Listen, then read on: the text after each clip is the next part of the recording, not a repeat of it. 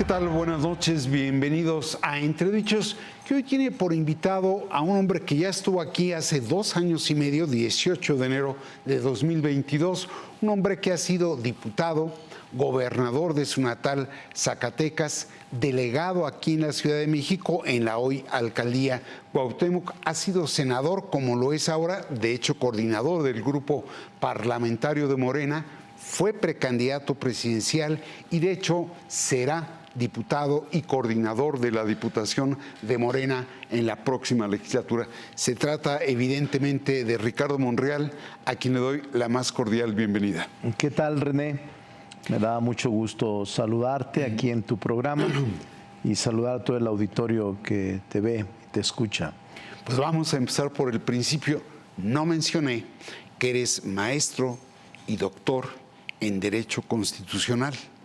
Sin embargo, la lectura que estás haciendo del artículo 54 constitucional relativo al reparto de las diputaciones plurinominales es textual, no contextual, y por lo mismo das por asegurada la mayoría calificada en la Cámara de Diputados, a donde irás a coordinar los trabajos, y por lo mismo en la capacidad y posibilidad de reformar la Constitución. Sí, es muy claro.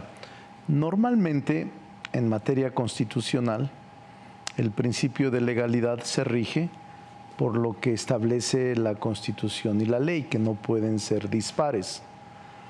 Y la interpretación de una norma, René, es cuando esta norma es oscura y cuando tiene que desentrañarla el juez.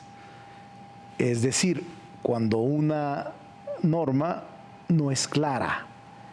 En este caso, el artículo de la Constitución es claro en la asignación de la representación proporcional. Incluso en el espíritu del legislativo, cuando se modificó esta reforma, se establece en la exposición de motivos y en el debate cuál era el propósito, que se distribuyera por partidos y no por coalición, que la prohibición de establecer un tope era por partidos, no por coalición, y de esa manera se aplicó irrestrictamente de manera consecutiva en los últimos procesos electorales federales. Para que pudiera existir una nueva asignación o una asignación distinta a la que establece el 54, se requeriría modificar la Constitución y cambiar la palabra por partido, cambiar la palabra partido por coalición. Y en ese sentido sí aplicarla estrictamente. Ahora, tan claramente como dice que es por partidos, tan claramente como dice que ningún partido tendrá más del 8% de representación proporcional. Y ustedes están yendo casi 20%, no el 8%, sí, sino 20%. Lo que ha sido en la práctica jurídica de las últimas 3 elecciones, así se ha aplicado el criterio. Siempre se ha aplicado así. Incluso ha habido intentos de modificar a través de iniciativas de legisladores y no ha procedido. Yo te diría que incluso si tú vieras en el sentido estricto que ahora se pretende en una de las reformas del paquete legislativo presentado por el presidente López Obrador el 5 de febrero, uno de los 20 iniciativas es modificar el sistema de elección por un solo principio, el de la mayoría relativa, eliminar ya la representación proporcional. Los diputados de representación proporcional y los senadores de representación proporcional. Si fuera el caso y aplicáramos esta fórmula sin que se haya aprobado, tendría solo 300 diputados y serían de estos 3 partidos que conformaron la coalición, no sé, 260, sí, prácticamente de 300, que sería el 80 y tantos % de la composición de la Cámara. Lo que te quiero decir es que puede ser un alegato, correcto, un alegato que en materia electoral pudiera ser procedente, pero mientras no se modifique la Constitución, están obligados, tanto el INE, sus consejeros, como el tribunal, observar ese principio Ahora, que se ha venido aplicando. A esta interpretación literal que haces del 54 o de esa particularidad, hay expresidentes del INE, pienso en Lorenzo Córdoba, pienso en Leonardo Valdés, que dicen no, se está haciendo una interpretación literal y se está violentando el espíritu de ese artículo constitucional. No, yo creo que ellos están equivocados porque incluso ellos aplicaron esa fórmula. ¿Por qué están equivocados? Porque la aplicaron, porque no puede haber interpretación donde hay claridad de la Constitución. ¿Hay una contradicción entre lo que hicieron y lo que hoy postulan? Por supuesto, porque ellos habían sostenido y aplicaron, de hecho, siendo autoridad, estos principios. No, mira, es una discusión interesante, pero no les asiste la razón jurídica. Quizás tengan razones políticas, pero no hay tal sobrerepresentación. Yo sostengo que en razón de la fórmula que el constituyente determinó en el 54, era la intención. De hecho, cuando el PRI y el PAN eran mayoría, la aplicaron. Te voy a poner un ejemplo que hay en el Senado. En el Senado dice que ningún grupo parlamentario podrá acceder a la mesa directiva y a sus órganos de gobierno si no tienes cuando menos el 25% de los asientos. O sea, tienes que tener el 25% de los 128. Si no, no puedes ser ni presidente de la mesa directiva ni presidente de la Jocopo. A mí me planteaban al inicio, oye, Ricardo, interpretémoslo de otra manera y que sea rotativa la mesa directiva y la junta. ¿Por qué tendrías que aceptar las reglas que ellos aplicaron y ahora que perdieron la mayoría y no tiene el 25%, tener que conceder una garantía que no le concede la Constitución y la ley? Es decir, ellos elaboraron estas leyes y estas reformas para beneficio propio. Nunca pensaron, René, y ahí está el origen, nunca creyeron que íbamos a lograr la mayoría calificada. Esa es la verdad, que iba a haber esta votación copiosa de 36 millones y que íbamos a ganar 260 distritos de 300. Ellos se sorprendieron. A mí no me sorprendió porque yo veía la gente en territorio. Quizás eso faltó: habilidad, estrategia, contacto con las personas, la propia táctica electoral. ¿Dirías tú no que pueden lograr, te diría para concluir, en los tribunales lo que no lograron en las urnas? Ese es mi punto de vista. Tú dices que más que estar alegando, están militando en contra de la mayoría calificada? Es su anti-López Obradorismo. Ambos los personajes que me has comentado, que yo los respeto, he conversado con ellos, sobre todo con uno de ellos, te diría que su anti-López Obradorismo los hace siempre estar en los extremos, en luchas contra lo que significa las posiciones de las que logramos legítimamente en las urnas, y este anti-López Obradorismo los hace situarse en extremos jurídicos que no son correctos en su aplicación.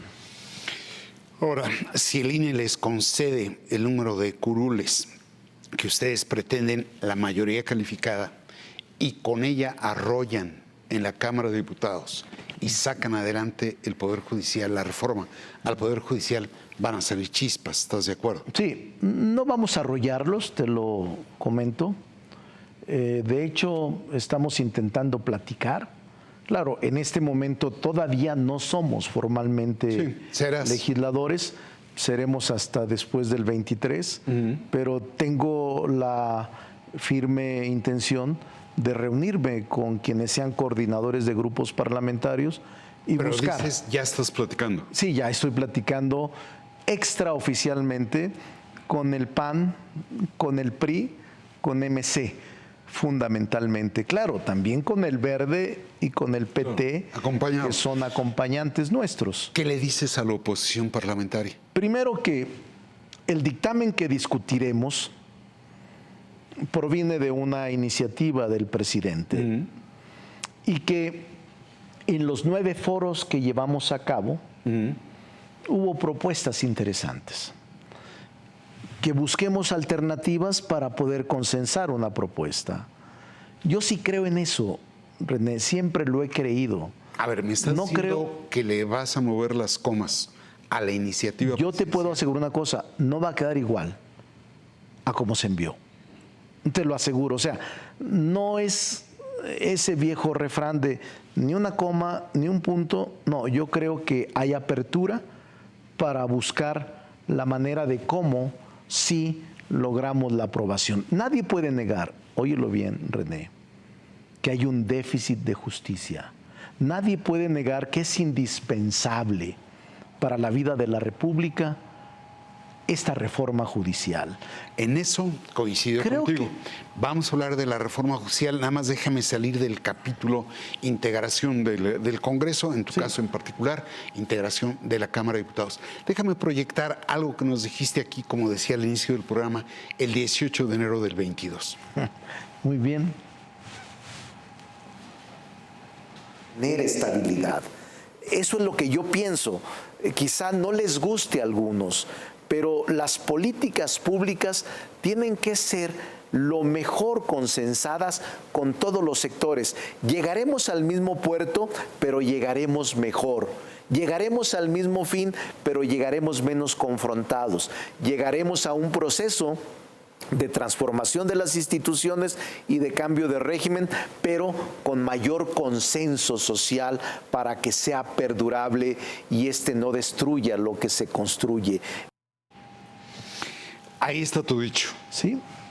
Pero en lo que es la integración de la Diputación de Morena, tú dices no vamos a ceder un diputado, pero por el otro lado me dices tampoco vamos a arrollar. No, porque no se trata... ¿Cuál Ricardo Monreal? No, no tiene ninguna contradicción, porque yo lo que afirmo es por qué tienes que ceder mediante negociación un escaño o una curul que ganas legítimamente en las urnas. A eso me refiero. Ahora, yo estoy sometido, como todos, a lo que el propio órgano electoral decida, que va a ser quizás el 22, el 23. Es el límite el 23, tendrá que resolverlo el 23. Entonces, lo que decida, nosotros vamos a esperar y queda la instancia del Tribunal Electoral del Poder Judicial de la Federación.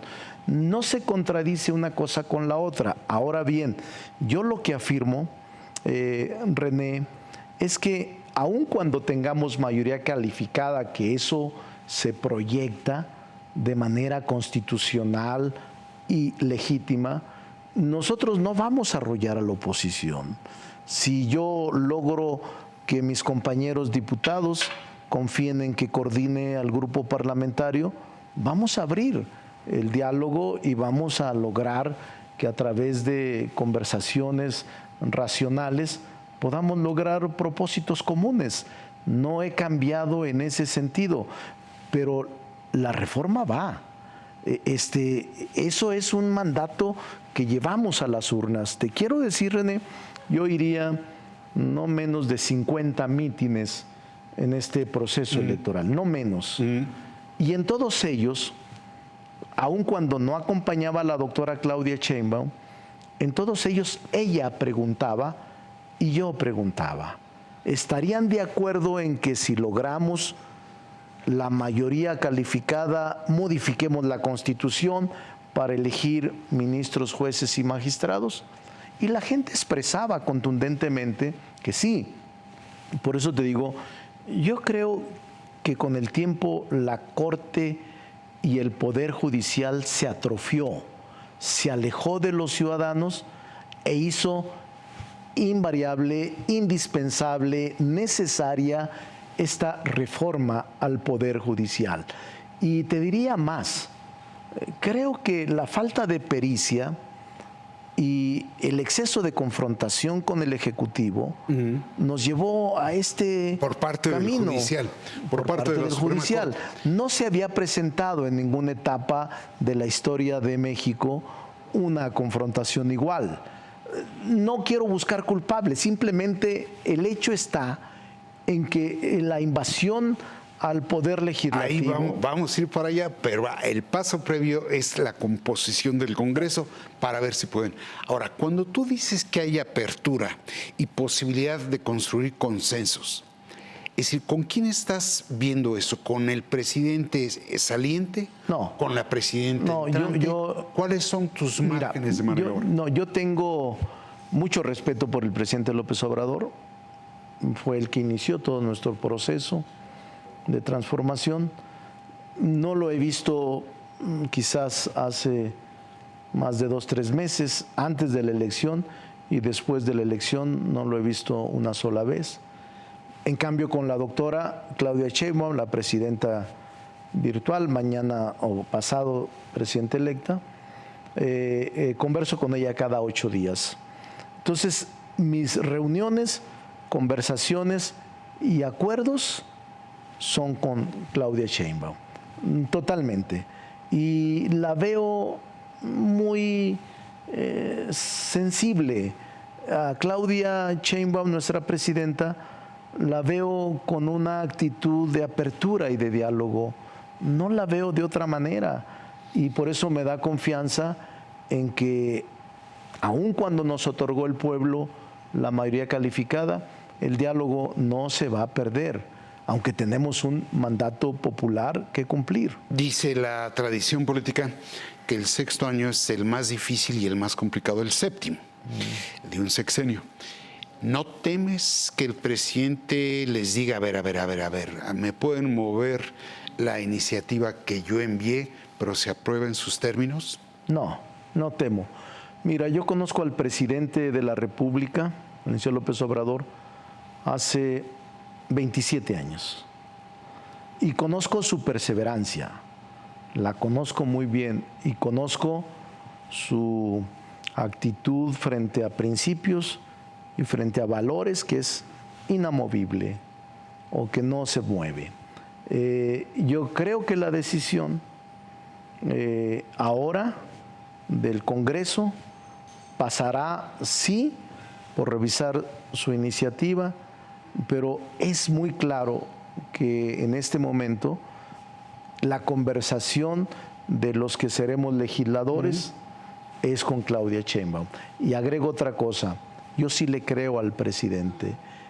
Muchos no le creen, muchos dicen que no estará ausente, que no estará en su finca, que estará activo en las decisiones de la República. Yo digo que no. Yo digo que sí va a cumplir lo que ha ofrecido y que Claudia Sheinbaum será la única responsable de la dirección de la República y que lo hará bien. Yo tengo mucha confianza en ella. ¿No compromete a la presidenta electa, la virtual presidenta electa, su gobierno el hecho de aprobar una iniciativa tan debatible como la que están proponiendo? No, no lo compromete, no la compromete, porque ella tiene los mismos principios. Si ella no estuviera de acuerdo, René, lo digo con toda certeza, tiene la fuerza para poder detenerla. Si ella no estuviese conforme con lo prescrito en los 16 artículos de la Constitución que pretenden modificarse en esta materia del Poder Judicial, te aseguro que lo expresaría. Pero aquí hay una coincidencia afortunada en la iniciativa, y la coincidencia afortunada es que el autor, que es el presidente, implementó este proyecto y la doctora Claudia Sheinbaum lo ha abrazado como suyo.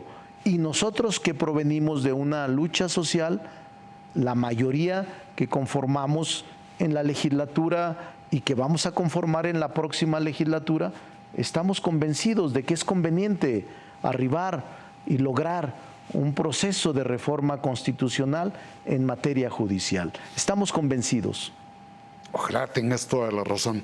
Vamos a hablar ahora sí de la reforma judicial, pero antes déjame ir a un corte y regresamos.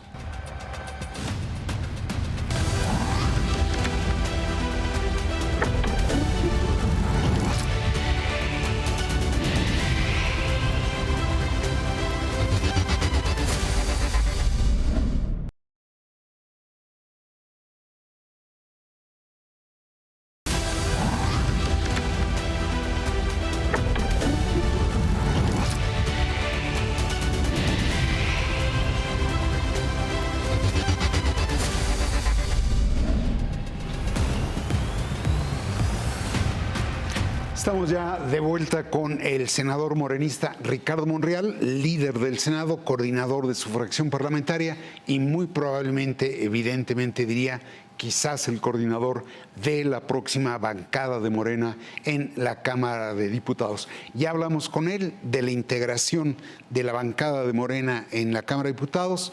Vamos ahora sí al tema que tú querías ya tratar, que es la reforma al Poder Judicial. ¿Cómo tú la defiendes a capa y espada en sus términos? No, yo creo, la defiendo en su motivación y en sus propósitos. Antes de que empieces, ¿cuál es la motivación? La motivación es sacudir al Poder Judicial de corrupción, de nepotismo, de invasión de poderes, de extralimitación, de todo esto en lo que se ha convertido la Corte, llena de privilegios y de excesos. Hablo de los ministros de la Corte. Ahora, aclaro, no generalizo, porque siempre es muy peligroso generalizar. Yo creo que hay jueces y magistrados honestos. Es tan grande el Poder Judicial que no puedes generalizar. Pero yo te diría que es indispensable esta reforma. Recuerdo hace unos 3 años, un consejero de la Judicatura, Felipe Borrego, presentó un estudio profundo sobre cómo el Poder Judicial se había convertido en redes familiares de corrupción, en circuitos de distrito completos, en donde habían cientos de familiares de magistrados, jueces, proyectistas, secretarios y hasta choferes. No se hizo caso. ¿Y ustedes lo reformaron supuestamente? No, no se reformó. Se hizo, no, porque la reforma, desde mi punto de vista, que propuso Arturo Saldívar, ministro y presidente en ese momento, para mí fue incompleta, siempre lo dije. Era insuficiente esa reforma. Por eso yo hablo de la falta de pericia de la presidenta de la Corte, de la presidenta de la Corte, porque recuerdo muy bien que yo quería introducir reformas más allá de lo que planteaba el Poder Judicial en aquel momento. Y una de ellas era modificar la Judicatura Federal y quitarle la presidencia, separarla a el presidente de la Corte. No podía, en nuestra lógica, el presidente de la Corte ser el responsable del órgano jurisdiccional, de la función jurisdiccional, y al mismo tiempo que se encargara de la contratación de personal o de comprar lápices y papel. Es totalmente absurdo. Entonces, yo lo planteé en aquel momento. Y otras cosas profundas no se aceptaron. Lo sabe el propio Saldívar, no estoy diciendo mentiras, y no se quiso llegar. El presidente López Obrador, en una colaboración que existía amable con el presidente de la Corte y él, estando los tres juntos, no es ninguna infidencia decirlo, me dijo, pues lo que decida el Poder Legislativo, Ricardo, pero yo te diría que la reforma tiene que venir de adentro, que los propios ministros y magistrados se estén dando cuenta del grave daño, del deterioro y de la necesidad que tiene este poder de reformarse. Él creía en eso y yo le dije, no lo va a hacer, presidente. necesitamos nosotros hacerlo desde el Poder Legislativo, aunque en ese momento no teníamos la mayoría constitucional. Hay iniciativas presentadas por mí en esa materia, pero pues era un sueño pensar que nos acompañaría la oposición a modificar la Constitución en reformas tan trascendentes como las que ahora se están presentando. Ahora, yo te interrumpí, tú decías, estoy de acuerdo con la motivación, pero en la primera respuesta que me diste en este segundo tramo del programa, me comenzaste a hablar que estabas de acuerdo con la motivación de la reforma, pero ibas a agregar un pero. Yo te decía, ¿con qué no estás de acuerdo yo te de la diría reforma? Que en la reforma es tan amplia que son 16 artículos de la Constitución los que se modifican, si prospera la modificación. Y hay temas que pudiéramos nosotros mejorar y enriquecer. Por ejemplo, la elección de ministros, magistrados y jueces, el procedimiento e incluso la gradualidad, si nos ponemos de acuerdo, que no sea en un solo acto, que sea en actos distintos, o incluso, te voy a decir, ellos alegan mucho, porque así lo escuché en los foros, cómo evitamos la improvisación en juzgadores y cómo evitamos la impreparación. Es decir, la falta de capacidad técnica y la falta de oficio jurídico en esa materia. Y siempre reclamaron, que no lo contempla la iniciativa, un órgano técnico de alta especialización que sirviera como filtro para que las candidaturas que se presentaran se analizaran por esos órganos técnicos. ¿Un en examen los niveles de admisión a la elección? Sí, incluso antes de ir a la elección. Sí. Antes de ir a la elección, decir, ¿cuáles son los aptos? En materia jurídica y constitucional, René, hay dos figuras que nunca debe uno de desprenderse y que así te obliga la ley y la Constitución. La elegibilidad, que son los requisitos, la edad, el título profesional, esos requisitos de elegibilidad.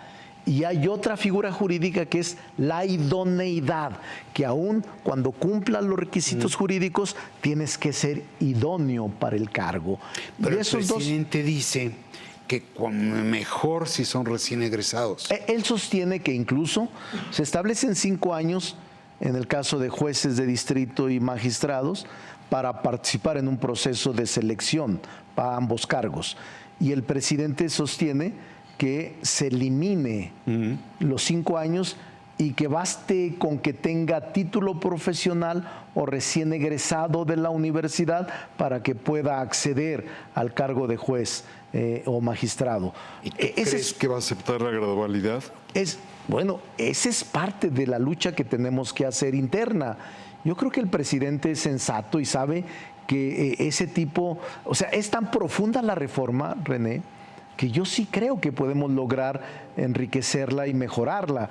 Estos dos temas, que son otro de la justicia, del Tribunal de Justicia Judicial, de Disciplina Judicial, se llama Tribunal de Disciplina Judicial, también tenemos que agregar funciones y facultades. Te digo 3, ya te dije 3, que no están contemplados en la iniciativa. Gradualidad. Gradualidad, órganos técnicos de selección. Y vas por la tercera. Y la tercera es en funciones y facultades del órgano denominado Tribunal de Justicia, Tribunal de Disciplina Judicial. Pero también en el proceso electivo y en el haber de retiros y las pensiones que suprime la iniciativa a los ministros de la Corte. No les otorga ni pensión ni haber de retiro. Yo creo que lo conveniente, René, en todos esos casos es buscar de qué manera no afectas el derecho adquirido de personas que ya son juzgadores y que tienen el derecho a un retiro digno. Es cómo equilibrar y cómo conciliar ese tipo de principios. O sea, sí se puede, si no se cierra la oposición, aunque nosotros pudiéramos aprobarlo por sí solos, estamos buscando forma de que acompañen a esta iniciativa por lo trascendente que representa. O hay temas también que nosotros no vamos a movernos también. Tú me dices que la motivación va contra el nepotismo, contra el tráfico de influencias, contra la corrupción. Pero para mí el motivo principal de la justicia, falta de justicia. El acceso a la justicia. Eso pero no yo lo te dije, resuelve. Eso no lo resuelve. de acuerdo, pero para mí el principal, estoy de acuerdo, pero mira, el principal argumento para realizar esta reforma es el déficit de justicia, falta de acceso de los ciudadanos a una justicia pronta, expedita y gratuita. Ahora, no lo resuelve del todo, lo atiende en aspectos generales, porque es incompleta la reforma si no vamos a reformar el sistema de procuración de justicia, por ejemplo. Las fiscalías. El jueves pasado, en el noveno foro que organizaron, tú decías eso, que estás trabajando ya con el fiscal, la materia no solo de la impartición, que eso es cuestión judicial, sino la procuración. Pero en ese sentido es donde se ve limitada la reforma que están proponiendo. ¿Por qué? Porque no tiene una visión integral del sistema de justicia. Estoy de acuerdo contigo. Y toca solo a una expresión de ese sistema, que es el Poder Judicial. Sí. Ahora, tú dices que en buena medida también responde a los excesos en que ha incurrido la Suprema Corte al incidir en competencias que no le corresponden en materia legislativa y en materia incluso ejecutiva. Sí, yo no creo que sea un mero espíritu de venganza como algunos manejan. No, sería muy pequeño el propósito. Sí me sorprende que metieron en el mismo costal al conjunto del Poder Judicial y no solo a la Suprema Corte. ¿Por qué? Sí, mira, pudo haberse hecho por etapas. Esto es de lo que hablo de la gradualidad. Hay propuestas en ese sentido que estamos revisando, pero yo te diría que el fondo del sistema de justicia mexicano está en tres vertientes. Procuración de justicia, que son las fiscalías, los ministerios públicos, los investigadores, los peritos, esto del sistema de persecución de delitos y de integración de carpetas de investigación, que es un grave problema que tenemos ahí. Y el segundo es administración de justicia, que es ya la impartición de justicia, la aplicación de la norma al caso concreto, que es lo que realiza el juez, el juzgador, en sus modalidades jerárquicas de magistrado y ministro de la Corte. Y un tercer elemento que conlleva estos dos, René, es la seguridad pública. La seguridad pública, que es el eslabón más pequeño o más delicado, más que pequeño, es enorme, pero te diría, dentro de la reforma, los tres aspectos tienen que ser eslabones indisolubles. Ni pequeño ni grande, es el primer eslabón. Es el primer, no me refiero... Que no toca para nada la reforma. Estoy de acuerdo, corrijo mi palabra. No me refiero, no lo decía porque lo prioritario es procuración de administración. Tiene razón, lo ponemos en el mismo nivel, porque la seguridad pública es el principal reclamo. La gente incluso no sabe qué hace un juez o que si el Ministerio Público depende del fiscal general o del fiscal del Estado, si este o no tiene autonomía. La gente normalmente le reclama al gobernador del Estado y al presidente de la República la falta de justicia. No sabe si es el ministerio o el juez. Dicen es el presidente, el responsable, es el gobernador, el responsable de la seguridad. No lo toca en lo absoluto. No lo toca, la reforma. Lo acepto. Yo lo decía el jueves pasado en Sinaloa. Sí. Y yo tengo un proyecto que me compartió, estamos trabajándolo juntos, con el fiscal Gers Manero, que contiene modificaciones como a 10 leyes ordinarias y a la Constitución, en donde se revisa el sistema oral y donde se revisa lo que llamamos la puerta giratoria, y se revisa el comportamiento de las fiscalías que lograron autonomía. Pero de nuevo estamos en la procuración, no en la seguridad. No estamos. En este solo contempla la reforma al Poder Judicial Federal. Los 16 artículos de los que te he referido tantas veces hablan solo sobre la reforma al Poder Judicial. Déjame proyectar algo que dijiste justamente en el en el último foro que tuvieron, el 9º foro, para retomar la conversación. Sí, cómo no. Cabe mencionar que el Poder Judicial, particularmente la Suprema Corte de Justicia de la Nación, ha intervenido en una posición de abierta confrontación respecto de los otros dos poderes, suspendiendo la aplicación de leyes que a menudo excede sus competencias, creando un conflicto con los principios de supremacía constitucional, de intromisión a la división de poderes. Por eso es que estamos intentando los legisladores modificar y actuar para recuperar la auténtica división de poderes que nuestra Constitución prevé. Sí. Ahí está tu dicho. Ahí está. Sí. A tu parecer, quien provocó el conflicto y por consecuencia la urgencia de la reforma fue la Suprema Yo te Corte. diría que lo aceleró. Porque tú dices que era impostergable. Un poco diestra la ministra. Sí, era impostergable. Mira, a mí, por ejemplo, ahora que estamos saliendo a foros, les dan el día no laborable a los trabajadores. Me sucedió en varias partes del país.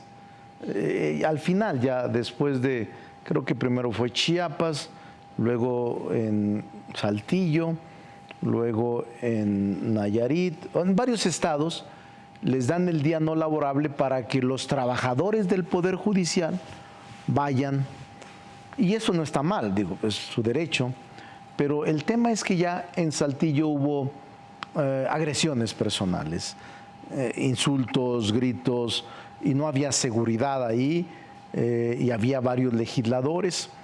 Entonces siento que en un propósito desesperado y que es incorrecto, la ministra de la Corte permite que se realice este tipo de agresiones. Nosotros podríamos llevar más gente, ¿y eso qué? Es una provocación. Yo ayer en Colima, que les mando un saludo a Colima, les dieron día no laborable, íbamos a hacer un foro y preferí hacer una conferencia de prensa para evitar un enfrentamiento. Porque no es correcto el que la ministra haya decidido como norma o táctica de inconformidad o de lucha contra la reforma. La confrontación para mí es un camino equivocado. A ver, ella debería estar sentada con los legisladores, buscar de qué manera enriquecer, perfeccionar y mejorar la reforma. ¿No ha buscado esos puentes? No, no los ha buscado. ¿Otra vez? Conmigo nunca, que soy diputado y que sabe que estoy al frente del esfuerzo de esta reforma. Ella mencionó, te acordarás tú, hace 2 meses, una convocatoria amplia que dijo, le pedimos al presidente de la República y a la presidenta diálogo, algo así, ¿no? Cuando ya no está en la cancha de ellos, ahora está en el Poder Legislativo, forma en que podamos resolverlo. Es grave. Tú me estás diciendo que de algún modo la ministra presidenta de la Corte organizó u orquestó o facilitó la realización de actos de provocación. Sí, yo te diría que si no lo orquestó, no lo organizó, lo permitió.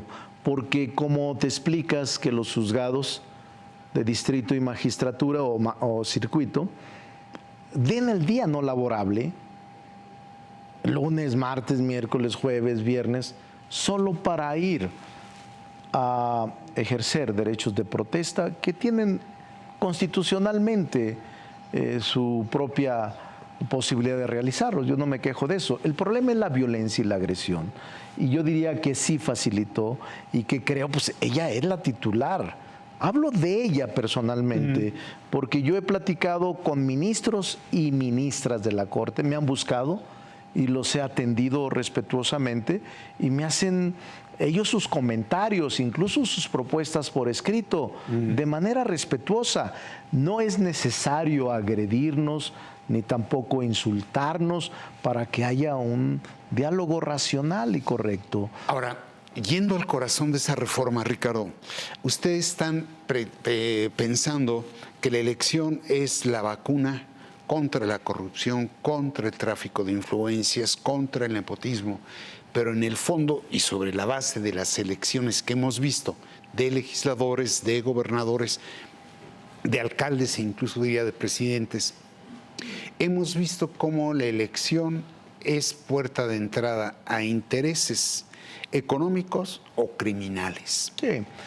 No le van a abrir la puerta a esos intereses que censuran de índole económica o criminal, llevando a las urnas a jueces, magistrados y ministros. Esa es una muy buena pregunta y es muy buen análisis tuyo. Incluso lo he escuchado y lo he leído.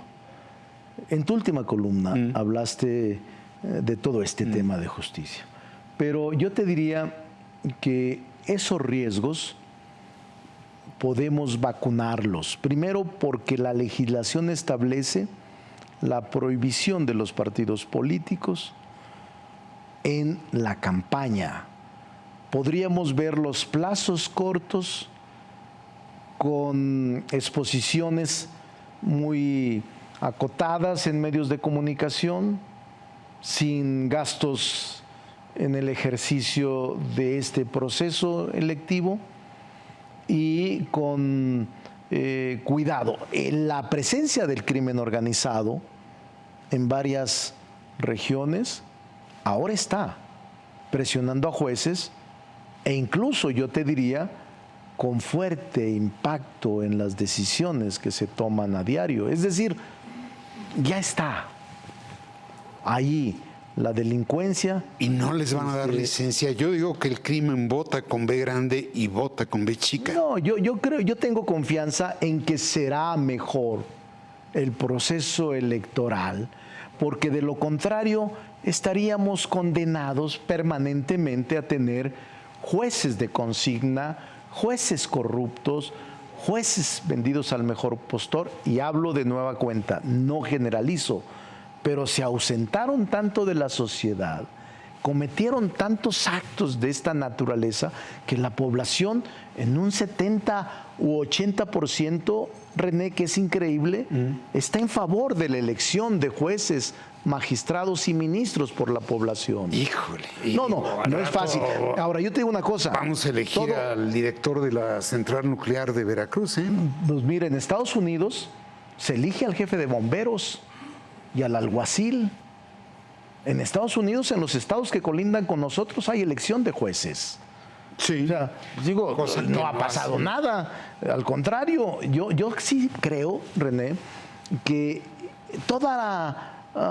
en la historia de México, en sus periodos o procesos estelares o en sus etapas estelares, siempre ha habido resistencias y hay intereses que defienden el statu quo. Es lo que pasa en México. Yo percibo que será mejor. A ver, o sea, yo tengo confianza. Yo creo en cambio que sí hay necesidad de una reforma del aparato de justicia en su conjunto y en su totalidad. Sí. Sin embargo, veo que traen ya el control absoluto, claro y contundente del Ejecutivo, mayoría calificada en el Legislativo y van por el Judicial. No vamos a un régimen hegemónico que en vez de facilitarle el gobierno a la próxima presidenta de la República se lo va a complicar. No lo haremos. Yo incluso al contrario, te diría que una mayoría te permite gobernabilidad y desarrollo, te permite identificación de objetivos y eliminar trabas para que las políticas progresistas se implanten y las reformas progresistas den paso a una república más adecuada, más justa, más moderna.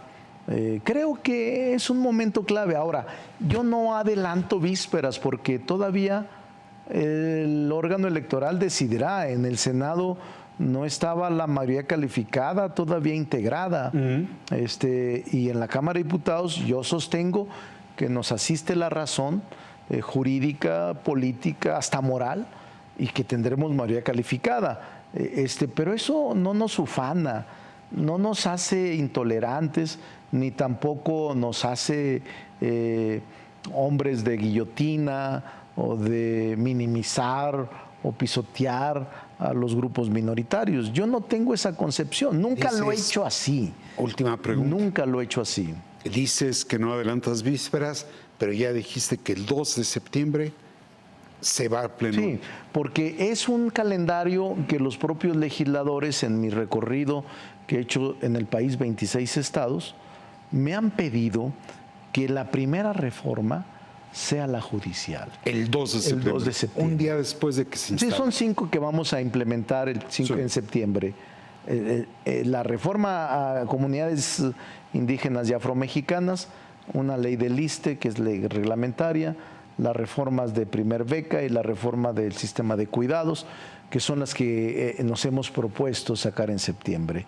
Ahora, te voy a decir una cosa, dentro del paquete de las 20 reformas que el presidente envió el 5 de febrero, se han aprobado ya 12 dictámenes que contienen 12 de las 20. Algunas por unanimidad, como la de salarios mínimos, la de jóvenes, la de salud, las laborales, la de pensión, las de ferrocarriles.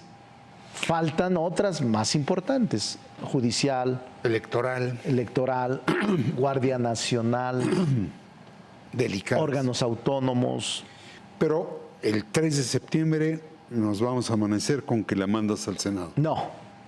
No, René. Te ofrezco que no a la gente. No, vamos a discutirla. No vamos a sacarla fast track. No vamos a atropellar el proceso. Okay. Vamos a dar paso a la discusión y al debate y a la posibilidad de acuerdos.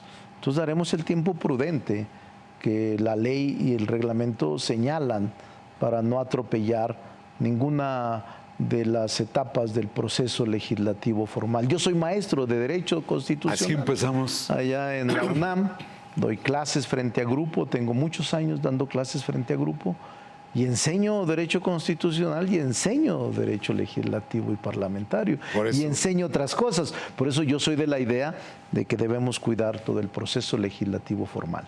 Muy bien, pues yo te agradezco la disposición mucho.